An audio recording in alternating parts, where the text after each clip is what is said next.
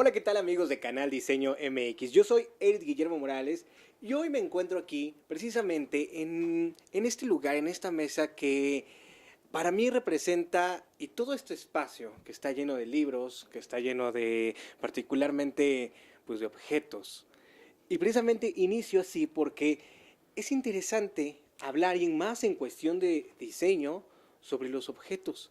¿Cuántas veces nos hemos puesto a pensar verdaderamente que todo lo que nosotros traemos, la ropa, la taza, el móvil, ha pasado por un proceso primero de creatividad, de que a alguien se le ocurre. Después, esta parte donde empieza el proceso físico, ¿no? Hasta hacer realidad, pues, el proceso físico o el sueño, como bien lo dicen. Y para esto me acompaña ya un muy buen querido amigo ya de la casa, el maestro diseñador industrial, por supuesto, Luis Equigua, con el que tuve ya el honor de haber estado contigo, platicado en el Palacio de Minería, en aquella presentación precisamente de este libro que se llama El Reino de los Objetos. Pero antes de iniciar con todo este badaje del libro, con todo este contexto, platícame un poco de lo que tú haces. ¿A qué te dedicas? ¿Qué estás haciendo? ¿Y hacia dónde vas? Bueno, en primer lugar, muchas gracias por invitarme y por estar aquí y charlar contigo por segunda ocasión. Y agradezco que hayas estado en el alumbramiento del libro ahí en el Palacio de Minería, como lo has dicho. Y bueno, igual puedo mencionarlo, decirlo como dice mi Instagram o en Twitter o en Facebook, pues soy apasionado de los objetos. Uh -huh. Y podría decir que soy apasionado de los objetos desde niño, y la pasión por poseerlos, analizarlos, describirlos, desarmarlos, a veces no volverlos a armar, ahora diseñarlos, colaborar con mis alumnos en diseñar objetos, a veces fabricarlos y enseñarlos, pues esa es la pasión. Luis, verdaderamente que es pues una de las pasiones también, como decía, esta parte de tener, de concebir, ¿no? De repente llegar de un proceso creativo, de algo mental, a algo físico. Y generas esta magia. ¿Sí está bien como lo digo o cómo lo consideras? Para mí lo interesante de los objetos es que pues sí nacen de una necesidad. Y muchas veces pensamos que la necesidad es emocional, y no es cierto, es una necesidad práctica, ¿no? De dónde nace la cuchara, bueno, pues necesitas un objeto para llevarte una porción de comida a la boca. Exacto. Y si pensamos quién fue el primer fabricante de una cuchara y quién fue el poseedor de la primera cuchara, pues está perdido en el horizonte del tiempo. Pero, ¿qué es interesante con respecto a las cucharas? Que ahora, aunque son objetos cotidianos que no les damos mucha importancia, si volvemos al pasado, hacer una cuchara debe haber sido muy complicado. Sí, sí. Entonces, ¿quiénes usaban cuchara? Pues los reyes. Uh -huh. Y cuando un rey o una reina eran ungidos, además del cetro y de la corona, les daban una cuchara. Entonces, ese es un objeto de los miriadas de objetos que nos acompañan todos los días. Entre muchísimos otros que hay verdaderamente. Y en tu libro, El Reino de los Objetos, de Luis Equigua Zamora, que me acaba de decir que es como que su libro es un objeto totalmente, se vuelve un objeto porque se mueve para un lado, se mueve para el otro y aparte está muy bonito. Platícanos un poco de este libro. ¿Qué contiene este libro? Pues contiene 50 narraciones breves. No me gusta la palabra cápsulas, entonces prefiero decir narraciones breves, que en realidad nacieron de la idea de hacer radio. Y lo presenté en Radio UNAM. En Radio UNAM no fue, digamos, acogido. Entonces salió la convocatoria del IMER y lo presenté en el 2012 en el IMER y ahí sí salió. Entonces yo pensaba en un programa para hablar de los objetos y no me dijeron, ¿sabes qué? Esto tendrían que ser unas cápsulas, unas narraciones breves de 5 minutos. Y me dijeron, aquí está el formato, estas son las hojas, aquí vas a escribir. En ese momento me cayó, como se dice o se decía en el siglo XX, ahora ya no es muy vigente la frase, me cayó el 20. Me cayó el 20. Que tenía que ponerme a escribir mucho, aparte estaba haciendo el doctorado y haciendo otras cosas y bueno, ya estaba en el mole, entonces había que guisarlo. Y de ahí salieron las 50 cápsulas. El día que terminé de... Además me tocaba grabarlas en off y ya las editaban y se difundían por Reactor y por algunas de las otras estaciones del IMER. Pero pues si ya tienes los textos, el siguiente paso para mí era obvio, pues publicarlo. Exacto.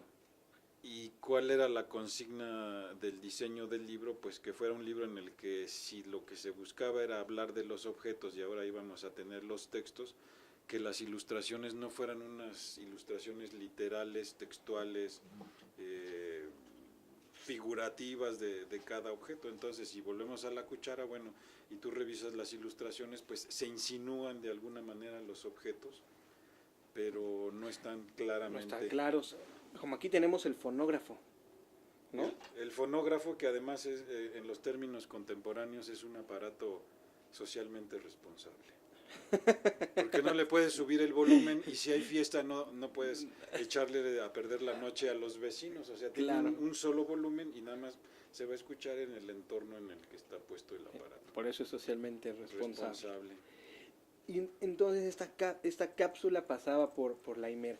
Y me gustaría que nos leyeras a lo mejor un fragmento de esta parte, porque yo ahorita estoy leyendo más o menos, dice, escuchar música sin la presencia de una banda o de un músico que la interprete.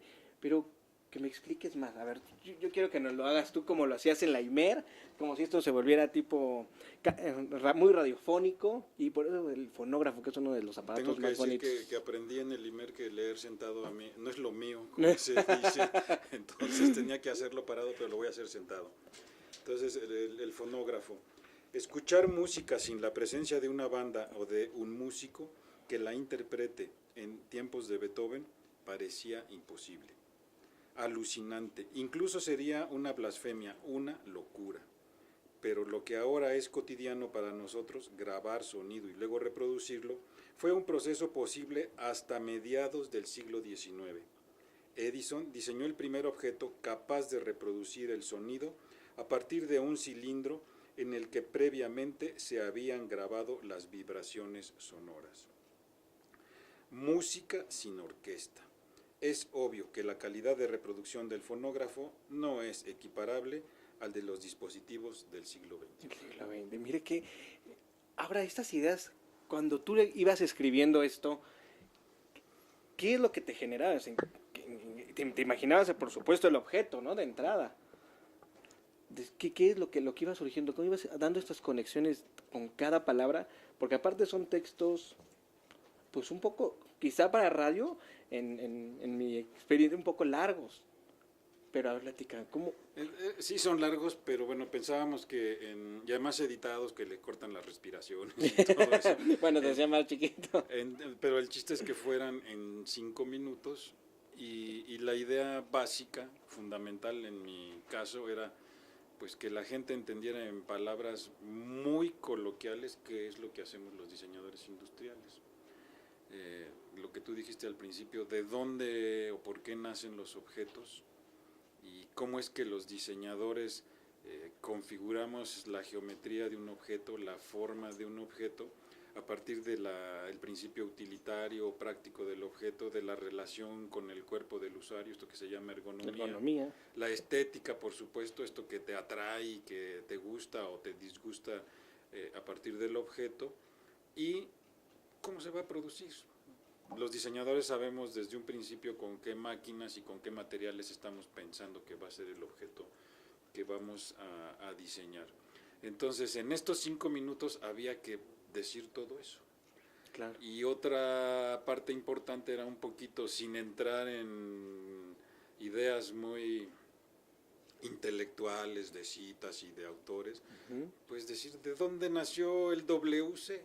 Entonces yo sí me revisaba cosas históricas de los objetos y sin ningún apego a las formas, pues no cito a nadie.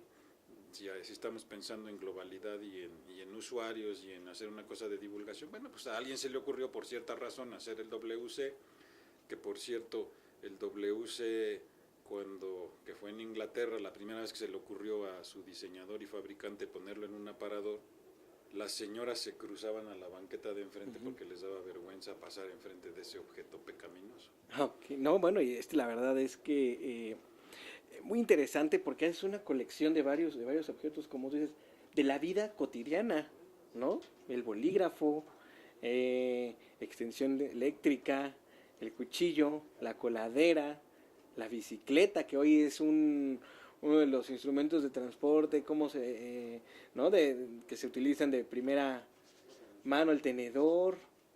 Y aquí me llama la atención dice bomba WC. Dice, ¿te has imaginado una casa sin inodoro o WC? ¿O una ciudad sin este objeto? ¿O el planeta completo? Imposible, el WC debe estar allí listo y de preferencia limpio para ayudarnos a la eliminación de lo que nuestra fisiología digestiva desecha. Fíjate cómo las letras te llevan a viajar, ¿no? Y es un fragmento muy, muy, muy breve y verdaderamente empiezas a viajar y empiezas a decir la bomba, el WC, bueno, todo este tipo de objetos. ¿Con qué objeto encontraste mayor pues conexión contigo? Pues tal vez la cuchara, porque la cuchara es algo que me introdujo en el mundo de la plata y ahora diseño cosas en plata porque ha despertado cierta pasión. Pero la cuchara es un objeto interesante, muy útil y que, por ejemplo, no sé si en el mundo suceda, pero las mujeres mexicanas también lo utilizan y, por cierto, se las roban de los restaurantes para enchinarse las pestañas. Las chiquitas, ¿no? Sí, las chiquitas. Entonces, ese es un calvario para los dueños de los restaurantes que pues las cucharas desaparecen cotidianamente porque sirven también para enchinarse las pestañas y bueno, a veces sirven para muchas otras cosas, ¿no? Ahora, ¿qué otra cosa sería interesante del libro? Pues que yo funciono como quisiera que funcionara la mayoría de los diseñadores, que partimos un poco del caos. Uh-huh. Entonces, cuando escribo, pues a lo mejor parto de un caos y voy armando las ideas y además tratando de que sean en un lenguaje divertido y cotidiano. Y el libro empezó a volverse una cosa aplanada y aburrida. Y entonces, de principio, bueno, sí hago el libro y cuando hice los guiones, a partir de qué listado voy a hacer los guiones, me invento yo la lista o pues no, convoqué por Facebook y entonces por Facebook la gente me propuso y de ahí salió la lista de los objetos que hicimos. Y después, para quitarle esta cosa plana al libro, vino a mi mente tecnología, realidad aumentada. Entonces, ¿qué pasa si el libro tiene realidad aumentada? Entonces, también por Facebook convoqué a quienes querían ayudarme a hacer 50 renders, o sea, hacer los modelados digitales de cada uno de los objetos. Y ahí salió la lista de quienes me ayudaron. Y además, como eso va por todo el mundo, bueno, pues egresados que están en alguna parte del mundo me dijeron, oye, yo hago este, yo hago el otro. Bueno, así salieron los renders, más un alumno de ingeniería de computación que también conocí en el pasillo, así casualmente, y que junto con él hemos aprendido a cómo hacer el app, y el app ahí está. O sea, tenemos problemas con el app en iOS, pero en Android ya funciona. Entonces, si tú pasas tu smartphone por las páginas, pues se te va a aparecer la bomba, la bicicleta, el salero, la cuchara, y ahí sí se te aparece el objeto en un diseño contemporáneo. Que además. Es un 4D, una realidad aumentada, ¿no? Sí, Como le llaman. Y esta app, aquí viene las ahí viene de dónde pueden bajar la aplicación y demás. Aquí se sabe dónde el reino de los objetos es una aplicación que se puede bajar. Una vez que ya la toma uno con su celular, va uno pasando por cada una de las páginas, me imagino que donde está el touch. Pues en algunos es donde está el touch y otras veces por ahí aparecen los objetos. Los objetos. Y aparece el objeto tal y como... Sí, además lo puedes mover y verlo en diferentes ángulos y demás. Ok, bueno, pues ya tenemos una tarea para verlo. Ahorita sería padrísimo, pero es que todavía como para este Sí, no... en pero iOS todavía no lo logramos. Todavía no se logra, pero ya en los smartphones normales, Android, En Android ya está. ya están perfecto. Ahora, el libro no solamente tiene la parte del texto, toda esta colección que se hizo, sino también tiene otra cuestión Eso que lo fue, hace interesante. Ahí es de donde pues se vuelve un libro objeto. ¿En qué sentido? En que trae la colección de las 50 postales de cada uno de los objetos. Entonces, pues si funciona bien el correo, puedes desprenderlas y ponerle un texto y mandárselo a alguien pegándole con la lengua, el timbre y echándolo al buzón. Y si el correo funciona, que creo que ya no funciona tan bien como los correos electrónicos, bueno. Y si se no, puede pues, escanear.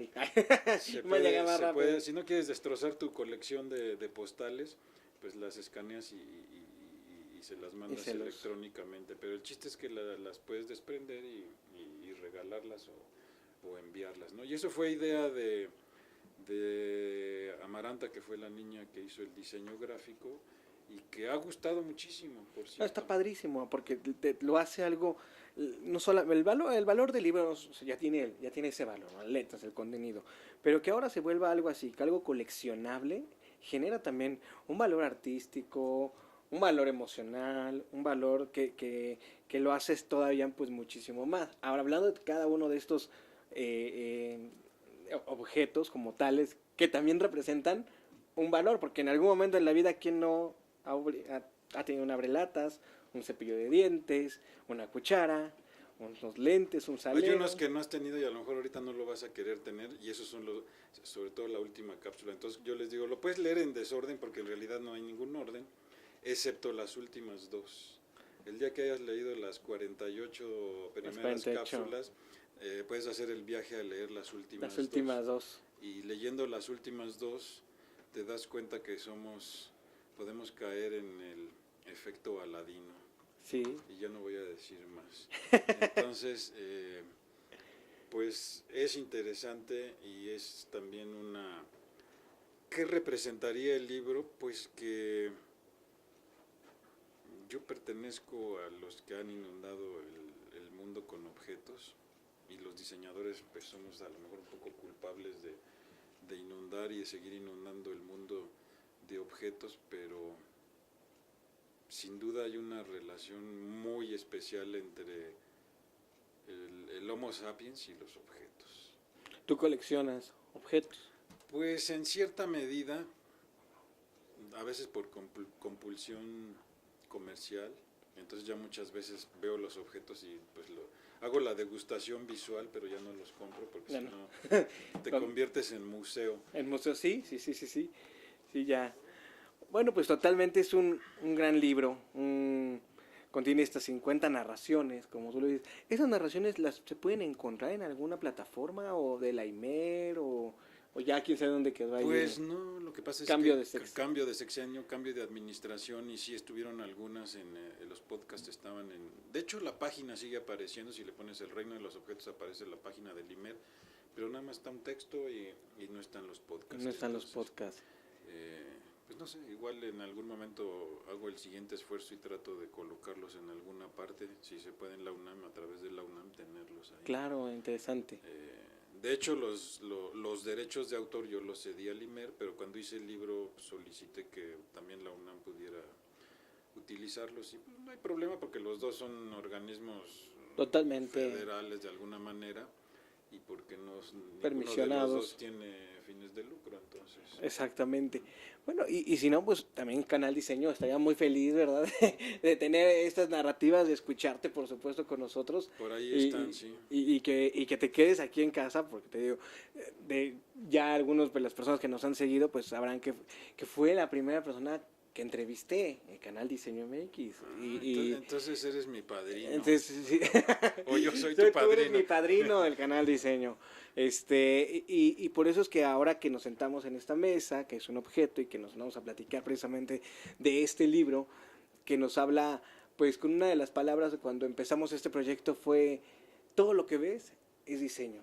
todos los objetos. Y eso fue lo que a mí me generó como esa sensación de contribuir a presentar al mundo, de presentar a los medios y a los diferentes lados donde llegue la señal de la internet, de las redes sociales, ¿no?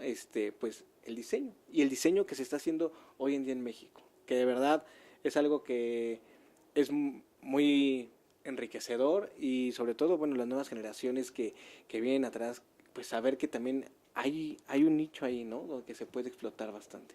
Sí, es un nicho que yo en un momento dado, y eso fue hace poco, empecé a pensar que viene como un tsunami de diseño en México y lo comenté con Ana Malet, que es una curadora, historiadora del arte que está impulsando muchísimo el diseño y me dice, no, el tsunami ya está. Ya viene. Entonces, la cosa es si te ahogas abajo del tsunami o sabes surfear en el tsunami y llegar lejos. Exactamente.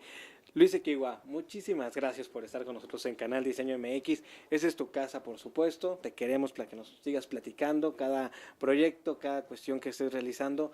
Canal Diseño, pues muy feliz de estar transmitiendo todo esto. Pues al contrario, muchas gracias por haberme invitado y las veces que sea necesario, posible e interesante, por aquí estaré. Muchas gracias. Muchas gracias. Y muchas gracias a ustedes, amigos de Canal Diseño MX. Yo soy Eric Guillermo Morales. Les recuerdo también la página de internet de Canal Diseño, que es canaldiseñomx.com. Y también tenemos nuestras redes sociales en Facebook. Nos van a encontrar como Canal Diseño MX en Twitter y en Instagram. Así que tú también tienes un Instagram, ¿verdad? Sí. Para que también vean ahí lo que haces. Tal cual. Le dice Equigua tal cual como suena. Pues muchas gracias y recuerden que el diseño imagina, crea y comunica. Gracias y hasta la próxima.